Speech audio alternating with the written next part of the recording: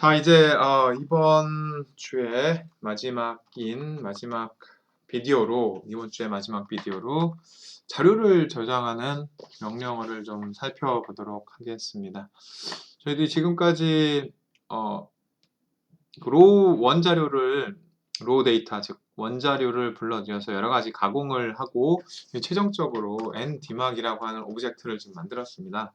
그래서 이 자료를 저희가 계속 사용하게 될 텐데 그럴 때마다 계속 이런 작업을 다 진행할 필요는 없잖아요. 예를 들어 이거를 저장해 놨다 내일 또 꺼내 쓰고 싶은데 다음 주에 이 자료로 저희들이 그림을 그리는 것들을 해보게 될 텐데 그때 다시 이걸 실행을 해가지고 또 이 자료를 만들 필요가 없다는 거죠.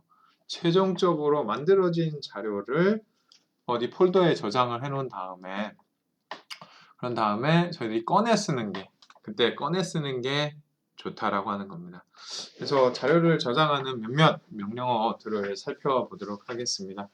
먼저 사용할 것은 save라고 하는 명령어입니다. save 최종 자료 객체 이름이 nDMARC이기 때문에 nDMARC이라고 하는 것을 저장을 하되 저 같은 경우에 데이터라고 하는 지난번에 보신 것처럼 DMARC이라고 하는 폴더 여기에다가 저장을 하도록 할게요.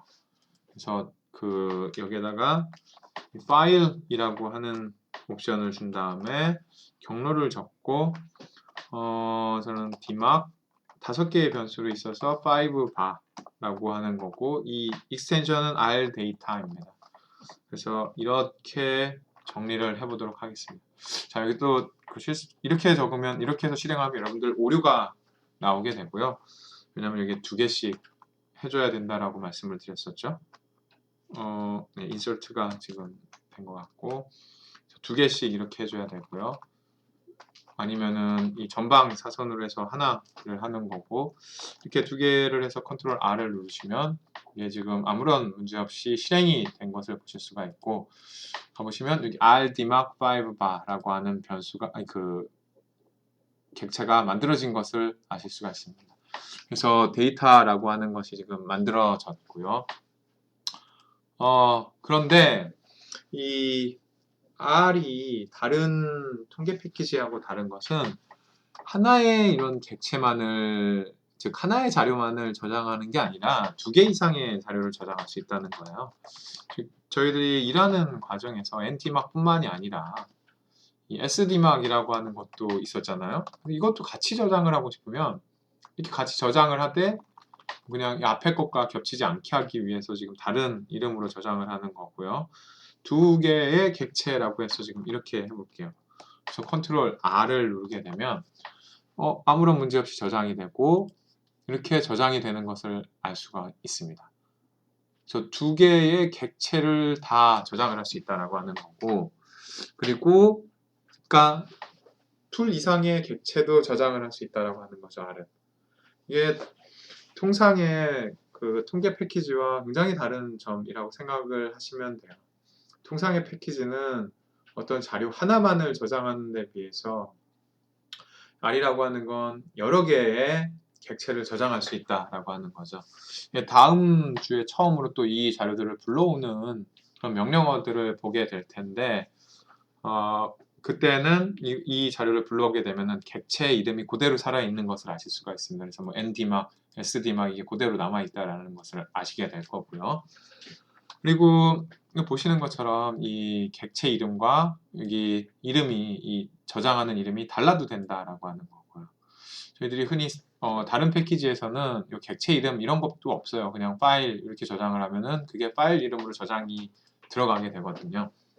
그래서 그렇게 저장이 된다라고 생각을 하시면 되고 근데 저희들이 또한 굉장히 많은 객체들이 있을 수 있고 이 작업을 하다가 그 객체들을 다 저장을 하고 싶어요.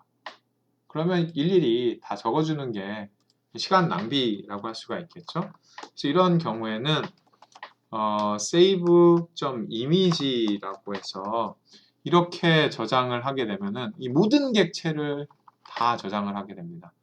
지금 현재의 디렉토리에 저희가 지금 워킹 스페이스에서 하고 있는 그 모든 것들을 다 저장을 하게 돼요. 예를 들어 지금 디막이라는 이름으로 지금 저장을 하려고 하는데, 여기 보시면은 지금 저희가 워크스페이스, 현재 작업을 하고 있는 공간에 어떤 객체들이 있는지 보는, 지금 작업하는 공간에 어떤 객체들이 있는지 보는 명령어가 리스트잖아요. ls. 그래서 이걸 실행해 보시면 사실 지금 3개의 오브젝트가 있는 건데, 이 3개의 오브젝트를 다 저장을 하고 싶으면 save image라고 하는 걸 해서 경로를 적어 넣으시면 됩니다. 데이터 이름. 그리고 이거를 r을 하시면 지금 이 작업 공간에 있는 모든 객체가 여기에 저장이 된 겁니다. 이 이름으로 dmark.r로. 다음 시간에 저희들이 한번 확인을 할 거예요. 그래서 여러분들이 퀴즈를 할 때 맨 끝에 항상 r에서 빠져나갈 때 이 세이브 이미지를 할까요? 라고 하는 옵션이 뜨잖아요. 그게 이런 이유에서 뜨게 되는 겁니다. 즉 지금 작업 공간에 있는 오브젝트들을 어딘가에 저장할까요? 라고 하는 질문인 거죠. 그래서 이 r이라고 하는 거는 이렇게 이제 현재 객체를 저장할 수 있다라고 하는 건데, 이런 면에서 다른 통계 패키지 같은 경우들은 자료를 저장하는 것이지만, 자료 하나하나를 저장하는 것이지만, 이 r이라고 하는 것은 작업 공간을 저장하는 개념이라고 생각을 할 수 있겠죠. 즉 r에서는 이 다양한 객체 그리고 현재의 작업 공간을 이 이미지라고 하는 명령어로 저장을 할 수 있다는 점에서 객체를 저장한다기보다는 어떤 작업 공간을 저장하는 그런 측면으로 이해를 할 수가 있습니다. 그러면 문제가 되는 건 저희들이 이 R에서 분석을 한 것과 예를 들어 SES에서 분석을 한 것과 비교를 하고 싶을 때가 있어요. 그래서 뭐 예를 들어 치수제곱법을 해서 같은 결과가 나오는지를 확인하고 싶을 때가 있는 거죠. 아니면 어떤 모형 같은 경우는 세스가 더 좋은 경우가 있습니다. 뭐 예를 들어 뭐 저 같은 경우에는 멀티레블이라고 하는 그런 기법이 있는데, 그걸 할 때 컨버전스가 이 결과가 잘 나올 때가 있어요. 세스에서 했을 때. 그러면 동일한 자료를 사용해야 되잖아요. 그럴 때. 근데 다른 패키지들, 세스나 스테이타 같은 것에서는 하나의 객체만을 읽어야 돼요. 근데 R에서 이렇게 여러 개의 객체를 저장을 해 놓으면 어떤 객체인지 세스나 스테이타에서는 모른다는 거죠. 그래서 하나의 호환을 다른 패키지에서도 쉽게 불러들일 수 있는 그런 자료로 저장을 해놓는 것도 배울 필요가 있습니다. 그래야지 이제 저희들이 나중에 다른 패키지에서도 사용을 해보면 같은 결과가 나오는지 확인할 수 있기 때문에, 그래서 그런 자료를 저장하는 방법을 한 가지 생각을 해보면, 저의 항상 선호는 CSV 파일을 저장을 하는 겁니다. 그래서 저희가 처음에 CSV 파일을 불러올 때 명령어가 뭐였죠? read 테이블이었죠. 그런데 이제 read 테이블이 아니라 write 테이블을 한번 해보도록 하겠습니다. 그래서 read 테이블이 아니라 이제 저희가 자료를 저장하는 거기 때문에 read가 아니라 write 테이블을 하되, 저장하고 싶은 건 최종적인 객체인 ndmark이라고 하는 것을 저장을 하고, 파일은 뭐 똑같은 경로이지만 이 dmark이 아니라 ndmark, 왜냐하면 최종 결과물이었으니까요. 근데 옆으로 계속 가면 이게 길어지기 때문에 separation을 하는 거는 당연히 콤마 separated 파일이라서 콤마를 그대로 놔두고, 마지막으로 row names 라고 하는 건 false로 주도록 하겠습니다. 그래서 이 부분을 저희가 실행을 하게 되면 컨트롤 R, 그래서 실행을 하게 되잖아요. 실행을 하게 되면 여러분들이 여기 가면 ndmark이라고 하는 것을 보실 수가 있고, 이걸 열어보면 이런 결과가 나오는 걸 보실 수가 있어요.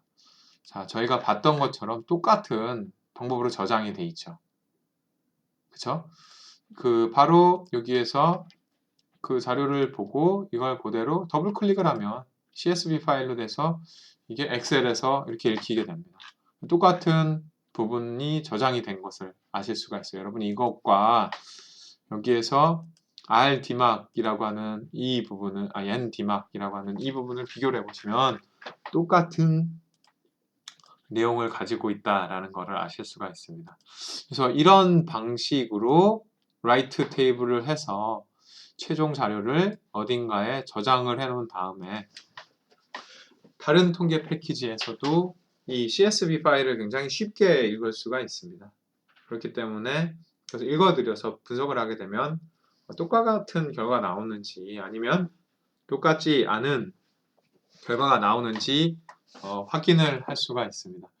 그래서 이 앞에서 했었던 save라는 명령어는 저희들이 R 자료로 만들어서 나중에 쉽게 R에서 불러올 수 있게 만드는 명령어라고 한다면 이 write.table은 다른 것과 그러니까 다른 통계 패키지들과 호환할 수 있는 그런 자료로 저장하는 한 가지 방법이라고 생각을 하시면 되겠습니다. 그래서 이 write table이라고 하는 명령어도 여러분들이 알아두시면 굉장히 도움이 많이 될 거라고 생각하고요. 그리고 지금 저희가 이 워크스페이스에 굉장히 많은 작업들을 하면서 좀 많이 지저분해졌어요. 그래서 이걸 지우는 모든 객체를 지우는 한 가지 방법이 RM이라고 하는 것을 저희도 옛날에 한번 언급을 했었었는데 remove 만약에 특정 객체를 지우고 싶다면 RM에 객체 이름을 적어 넣으면 되잖아요. 근데 그게 아니라 전부 다 지우고 싶다. 그러면은 리스트라고 하는 옵션을 줘서 전부 리스트 이렇게 하면 아무런 객체가 없게 됩니다. 다 지웠으니까요. 그래서 ls라고 해서 리스트를 열어보면 캐릭터 제로라고 해서 아무런 객체도 없는 것을 아실 수가 있어요. 이런 방식으로 좀 작업 공간을 깨끗하게 유지할 수 있다 라고 하는 것을 아실 수가 있습니다. 그래서 새로 좀 깨끗한 마음으로 하고 싶다 이러면은 ls. 이렇게 쓰시면 된다 라고 하는 말씀을 드릴 수가 있겠네요.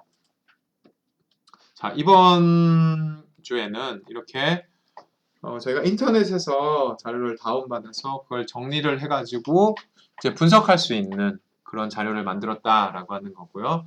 다음 주에는 이걸 활용을 해서 저희들이 좀 예쁜 그림들을 그려보도록 하겠습니다. 그리고 또 예를 들어 이 이어라고 하는 것이 지금 1년마다 연속 변수로 되어 있지만 이거를 10년 단위로 해가지고 범주형 변수로 만드는 그런 방법에 대해서도 좀 살펴보도록 할게요. 정말 실전에서 바로 사용할 수 있는 그런 기법들을 저희들이 배우고 있다. 이제 여러분들도 인터넷에 떠도는 자료들을 사용을 해서 분석을 할 수가 있는 수준까지 왔다. 이렇게 생각하시면 되겠습니다. 자, 한 학기 동안 죄송합니다. 제가 정신이 없네. 한 학기가 한 주 동안 또 고생 많았고요. 또 다음 주에 좋은 모습으로 즐거운 마음으로 만나도록 하겠습니다.